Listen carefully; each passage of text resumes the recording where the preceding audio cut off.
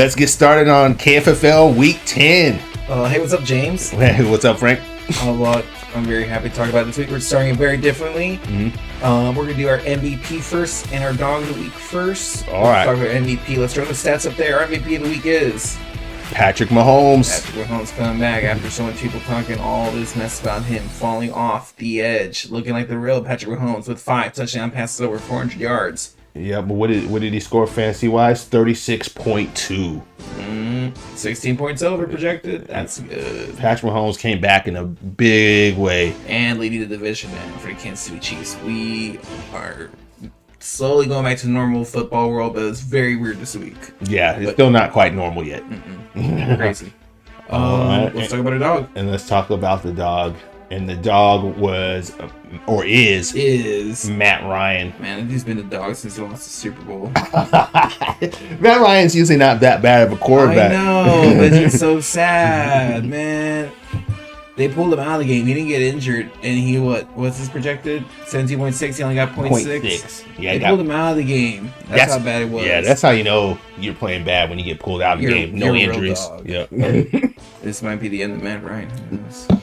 How long's Matt Ryan been in the league? I feel like he's been in a while. I don't know, man. Throw that number up there. Yeah, well, when I find it, I'll throw the stats up. The fact that he got to the Super Bowl, impressive, but nothing. And that was the one and only time he got there. I don't see him ever going back. Well, not going no 0.6 fantasy points in a game. He ain't coming back. All Falcons fans know his pain now. All right, man. There goes our MVP. There goes our dog. Can't believe it. I mean, who knows? Next week might be lopsided. Patrick Mahomes might throw 3 interceptions. You never know. Yeah, you don't never know. Especially this year. Yeah, football's so broken this year. All right, let's go to our Week 1 matchup. Let's talk about the matchups.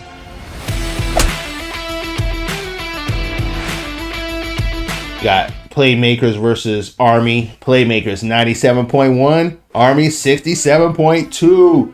Woo! Man, People keep thinking, I feel like everybody in the league thinks my team is done.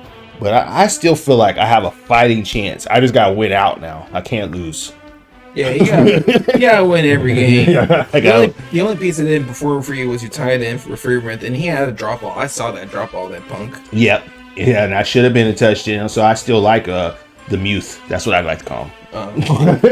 But Army, the only player coming up short that really is worth talking about is besides DK Metcalf. He got ejected from that game. What did he do to get ejected? I don't know. He got a fight with 2 defenders. Let's put up that video somehow, like covering us. Yeah. Let's show it. Show DK acting a fool. He mad. He's like, man, get out of my face. What's up, bro? He was just mad because Russell Wilson was playing like he had a broken finger. This is the thing. Russell Wilson didn't perform up either. I mean, between those 2 pieces, you could have had like 30 points and you only got 10. Maybe like 35. But still, the dude's coming back so early from a thumb injury. You don't think within a snow day that's you're gonna feel the ache in the bones. Yeah, something must be every off. time he grabs the ball, I imagine it hurts. You know? Like glass breaking your fingers. I don't know what they're taking out. Well, he's a tough guy because he didn't play. He didn't get pulled out like old Matt Ryan. But he got his first shutout at least. Yeah. I don't know how to feel about it. Either way, Josh Allen performing well as usual. He was a little underprojected. His team and my team did a lot of underprojections, except for Deebo Samuel. I remember when I drafted Deebo Samuel, and they all laughed at me. I was laughing now. Let's look at this. That. Kyle Pitts decently performing. Jarvis Landry underperforming. That whole Browns team got killed. And then his whole team underperformed. Points on the bench left by him, AJ Dillon. I know we don't talk about points on the bench, but that's 24 points. Yeah, but 24 points I guess that would have pushed him over the edge if he would have had that guy in. Actually, yeah. Well, because you had to manage Alex Collins and DK 5 get points. Pulled out. Yeah, I mean, technically, Army got the better team than me. And he's got the better record. But he only scored 67 points, and when that happens, it's hard to win. And I know I scored 67-something points last week. Rough quarterbacks playing, all quarterbacks playing rough except for Josh Allen. Still our fantasy superstar, but let's move on to the next matchup. All right. Our matchup between Swine Riders going against Postal Pigeons, taking the loss at 102.6 to 105.1. Let's look at the pieces, but man, This isn't our dog. I think he just got injured. Colt McCoy at 0.1, hurting a lot of the Postal Pigeons, but still getting that win. Yep, just barely. He got 0.3. Did he have somebody in the Monday night game? Oh, yeah, George Kittle. So George Kittle pulled it out because he was losing last night. He had 2.1 players. Let's look at this. Colt McCoy, Le'Veon Bell, 0.1. What's killing it? The Packers defense? Wow. Yeah, Packers defense showed up. 13.5 from your defense, but look at his defense. Snow game. Yeah, the Cowboys. Yeah, they're killing the Falcons. The Falcons got destroyed. I don't know what's going on with the Falcons, but I don't even want to talk about it. Just smothered by the Cowboys. I don't want to say the Cowboys are that good yet. But look at Swine Rider. He had all these players underperform. Carson Wentz, Henderson, DJ Moore, Mike Williams. You know, I was talking about him earlier. Even Amari Cooper. So many people underperforming. Amari Cooper could have had a better game if they were spreading out the ball more. Yeah, if they had Cooper Rush in there, he would have a great game. What was it? I wonder what Prescott's favorite target was that game. It was CD Lamb. CD Lamb, but CD Lamb got hurt too, I thought. I like the Postal Pigeons got the win because G. Harris was projected at 17.7, only got 13. I gotta be honest, I was going for Swine Riders because Postal Pigeons fighting me in my division. There's 3 of us that are all 4 or 5, and we need somebody to lose. And I was hoping it was Postal. But man, like I said, still two players at just 0.1, still pulling out the win by over 3 points on Swine Riders. Mm-hmm. Tough loss. Let's take a quick look at the bench since we always put the bench. Nah, ain't nothing on the bench we're talking about except for Ryan Tannehill, but that's about it. Yeah, and Ryan Tannehill would have been if he'd have put Tannehill instead of Carson Wentz. Yep. Oh. Carson Wentz didn't do it this week. I would have never started Tannehill over Carson Wentz. Something about that Jags team is messing up quarterbacks. Wow. Because you know why? Because they're not as bad as everybody. Even though they lose, it's close. Just like the Lions team. Mm-hmm. Well, let's not talk about that Lions team. We shouldn't have tied that. That's just bad football. But Big Ben's out. But I hate Mason Rudolph. All right, let's go to the next matchup. We got the Bunnies versus the Bounty Hunters. 97.2 for the Bunnies, 119.7 for the Bounty Hunters. So they come out with the win. But there's your favorite quarterback, Pittsburgh starting, Mason Rudolph.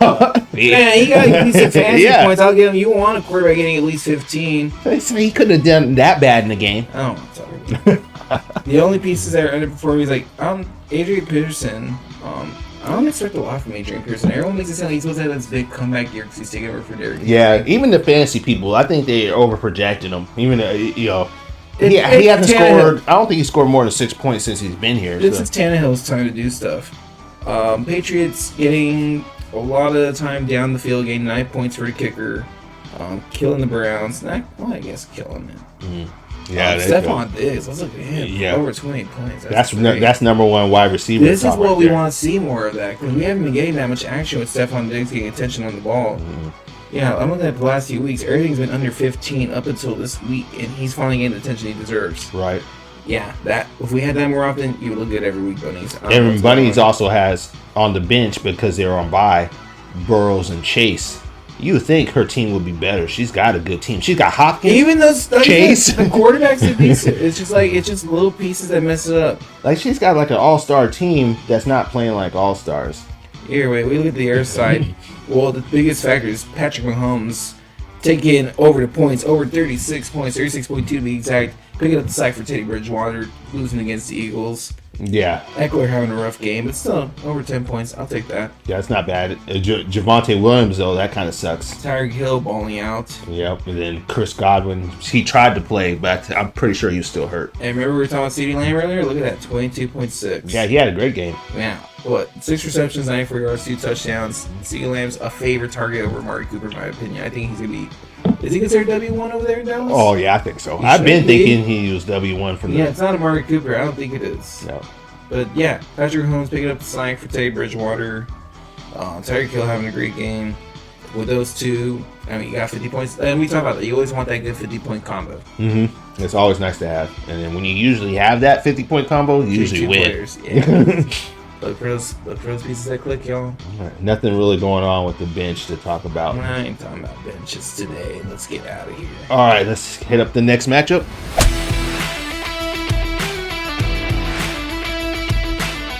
Man, we're looking at the next matchup between Nothing Sacred taking the win over the Big Green Meanies. Big Green Meanies taking the loss. Now 7-3. Yeah, and I beat Army, who was also 7-2. So the top dogs fell today.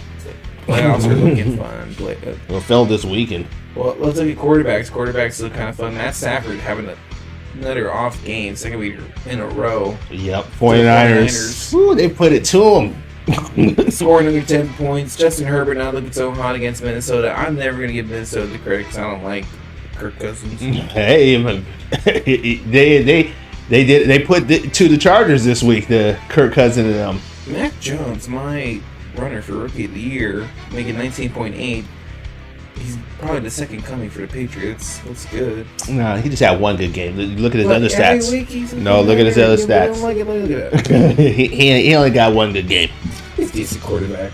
I'll take him. If I have to pick a second QB2, that'd be my QB2. Oh, I definitely wouldn't pick Mac Jones. Man, Lamar Jackson taking the loss, still putting up 15 points. The pieces that failed, let's see who we got for Big Green that wasn't playing out. Well, Hollywood Brown. Of course, he probably dropped something. And then Cooper Kupp, I saw drop balls on him that should have landed perfectly in his hand. He should have had the whole time. The whole Rams were playing bad. Matt Stafford's just throwing it too hard, and so many throwing it too hard. They're going to the basket, but it just pops out. Nah, I don't blame that on Matt Stafford. Anyway, let's look at that. Between those two, you're barely not even 25 points. And we want that 50-point combo. That's not even half of what we're looking for between those two pieces. Yeah, Matthew Stafford and Cooper Kupp need to go back and get some breakfast or something. Or at least get some lunch, too. Twice a day. Yeah. But let's look at this. Aaron Jones. He got hurt, didn't he? Aaron Jones, yeah. Yeah. Matter of fact, he got seriously hurt. That's upsetting. And that's an important piece because you're going to need him for the rest of the year. And then,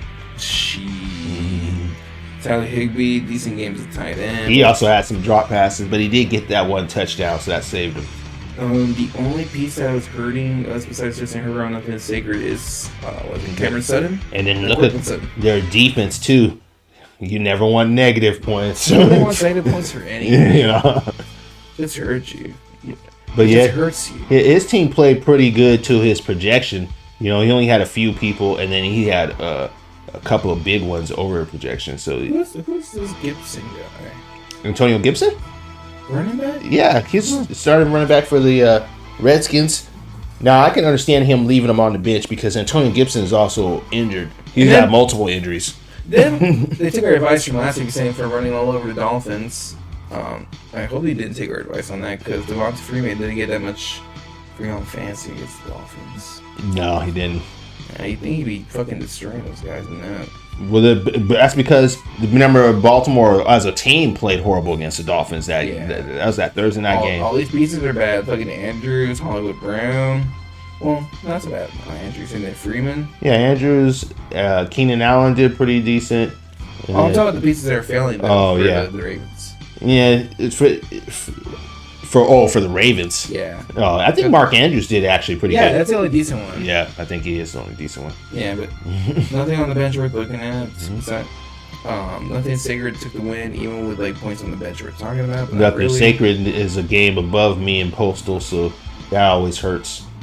With football being so weird right now, and for teams out there, it's getting into fantasy right now. It's definitely making things weird right now. Yeah. Let's talk about the next matchup.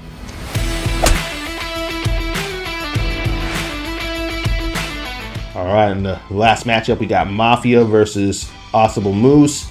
Mafia 60.6, Moose 98.8. Horrible quarterbacks on each side. Matt Ryan even getting pulled out at one point with only 0.6 on fantasy. Baker Mayfield getting killed out there. I think Matt Ryan in our MVP and Dogs weekly, I think he's gotten the lowest score out of all the dogs. I don't think I've ever seen that. Gotta do a dog of the year. Yeah, he might get it. Well, I was gonna do whoever gets the most MVPs and whoever gets the most dogs, but maybe. Nah, that's sad.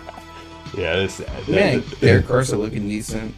I mean, still taking a loss, but he's still putting up fantasy points. Ezekiel Elliott, which I always talk shit about, putting up over 15, that's what you want. Yeah, he beat his projection.